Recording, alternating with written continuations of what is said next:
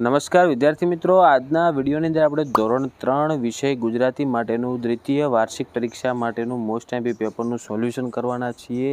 તમને મિત્રો પ્રશ્નો બતાવીશું, તમારે આ પેપર સ્ટાઇલ મુજબ જ પ્રશ્નો આવવાના છે, તો ખાસ મિત્રો વિડીયોને અંત સુધી જોજો। તમારા જે બીજા મિત્રો છે એમના સુધી આ વિડીયોને શેર કરજો અને આ ઉપયોગી વિડીયો માટે આપણી ચેનલને સબસ્ક્રાઈબ કરજો। ઓકે મિત્રો, આપણે સંપૂર્ણ પેપરની અંદર જે તમને પ્રશ્નો આવે છે બતાવીશું તથા પ્રશ્નોના સાચા જવાબ પણ જણાવીશું, તો વિડીયોને ખાસ અંત સુધી જોજો। મિત્રો, આની અંદર પહેલો પ્રશ્ન એવો છે કે જેમાં તમારે ફકરો સૂચના આપેલ છે, નીચે આપેલ ફકરો સુંદર અને સ્વચ્છ અક્ષરમાં લખવાનો, મતલબ તમારે બેઠે બેઠો સેમ ટુ સેમ ફકરો સારા અક્ષરની અંદર લખવાનો હતો। પછી તમારે 2-3 વાક્યમાં પ્રશ્નો આવશે, જો આ પ્રશ્નો તમારે તૈયાર કરી નાખવાના।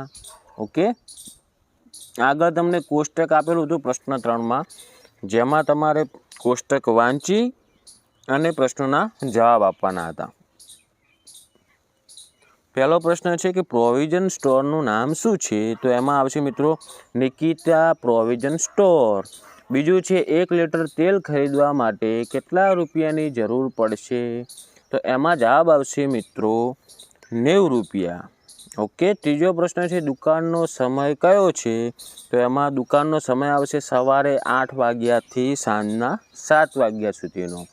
ચોથો છે નીચેનામાંથી દુકાનમાં કઈ વસ્તુ નહીં મળે, તો એમાંથી મિત્રો આવશે જવાબ ક, ઓપ્શન ક આપણે પસંદ કરવાનું, કપડાં મળશે નહીં।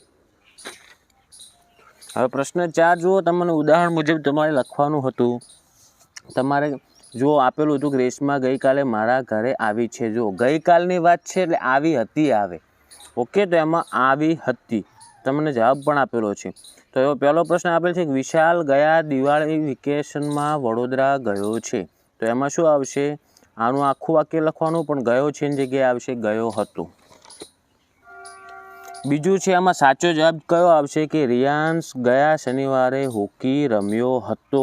ઓકે, રમ્યો છે નહીં આવે, રમ્યો હતો, બીજા નંબરનું ઓપ્શન આવશે। ત્રીજો છે બીજલ ગઈકાલે લગ્નમાં નાચી હતી। ઓકે, એમાં નાચી હતી નીચે કૌંસમાં આપેલ છે ને એ એનો સાચો જવાબ થશે। ચોથો છે બાએ ગયા અઠવાડિયે સમોસા બનાવ્યા હતા આવશે। ઓકે, બનાવ્યા છે આવશે નહીં। પછી પ્રશ્ન 5 આપેલો છે, જેમાં તમારે જુઓ જવાબ તૈયાર કરી નાખવાના। આ પ્રશ્નો પાઠ આધારિત છે, તમે આ તૈયાર કરી નાખજો જેને બાકી છે એમને। હવે પ્રશ્ન 6નો અ જોઈએ આપણે, જેમાં તમને આપેલું છે ઉદાહરણ મુજબ કે જુઓ વસ્તુ તો ક્યાં હોય, તો વિમાન ક્યાં હોય, તો કે આકાશમાં। તો એ પ્રમાણે જો વાક્ય બનાવેલ છે કે વિમાન આકાશમાં ઉપર હોય છે। પછી બીજો જુઓ પ્રશ્ન આપણે ડાયરેક્ટ નીચે આપેલો છે કે માછલી અને પાણી, તો એનો જવાબ થાય માછલી પાણીમાં તરે છે। બીજો છે છોકરો અને અરીસા, તો છોકરો અરીસામાં પોતાનું પ્રતિબિંબ જુએ છે। ત્રીજો છે વાંદરો અને છાપરા, તો વાંદરો છાપરા ઉપર કૂદે છે। આ રીતનું વાક્ય મિત્રો બનાવવાના હતા, અથવા તમે આ રીતનું બનાવ્યું છે કે વાંદરો છાપરા ઉપર બેઠો હતો, તો પણ તમારો જવાબ સાચો ગણાશે। પછી પ્રશ્ન બ આપેલો છે, જેમાં કૌંસમાં આપેલ શબ્દોનો આપણે ઉપયોગ કરવાનો છે કે જુઓ મૈત્રી ખાલી જગ્યા મેશ્વા વાતો કરે છે, તો મૈત્રી અને મેશ્વા, તો એમાં ઉપર કૌંસ આપેલ છે એની અંદરથી આપણે અને લખવાનું।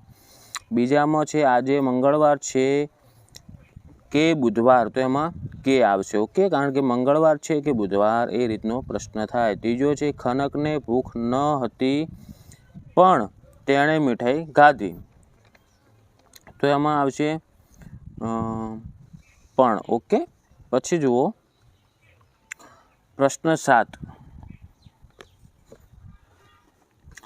કે કાઉન્સમાં આપેલું છે, આપણે એના ઉપરથી આપણે ખાલી જગ્યા લખવાની છે। તો પહેલો પ્રશ્ન છે ઓસરીમાં સાપને જોઈને ભાવેશ, તો એમાં શું આવશે ડરી ગયો આવશે। બીજું છે રિષિકા નવી સાયકલ જોઈ ખૂબ ખુશ થઈ, એવું આવશે। ઓકે, ત્રીજું છે કરણે દશરથની પેન તોડી નાખી એટલે દશરથને ગુસ્સો આવ્યો, એમાં શું આવશે ગુસ્સો આવ્યો। ચોથો છે બગીચામાં હિંચકા ખાવાની મજા આવી। હવે પ્રશ્ન 8 જોઈએ, જેમાં તમારે જે નીચે લીટી કરેલ છે એનું સમાનાર્થી શબ્દ લખવાનો અને આખું વાક્ય એનું એ જ લખવાનું.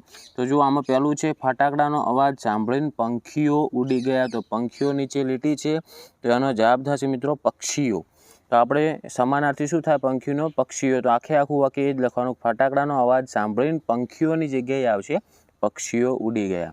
બીજું છે, નીતાને કૂતરાથી ખૂબ ડર લાગે. તો ડરના નીચે લીટી છે, એટલે આપણે વાક્ય કઈ રીતનું બનાવશું કે નીતાને કૂતરાથી ખૂબ, ડરનો વિરોધાર્થી થાય ભય અથવા બીક, તો બીક લાગે. અને છેલ્લો પ્રશ્ન કે રાજા અશ્વ નીચે લીટી છે. જો અશ્વ એટલે ઘોડો થાય, તો રાજા ઘોડા પર બેઠા હતા. આ રીતનું તમારે લખવાનું હતું. તો વિદ્યાર્થી મિત્રો, આ હતું આપણે ધોરણ 3 વિષય ગુજરાતીનું મોસ્ટ આઈએમપી પેપર, જેના લીધે તમને આ પેપર પરથી પ્રશ્નો પૂછાઈ શકે એવા પ્રશ્નો બતાવ્યા છે તથા કેવા પ્રકારના તમારે પ્રશ્નો આવશે એ આપણે ચર્ચા કરી હતી.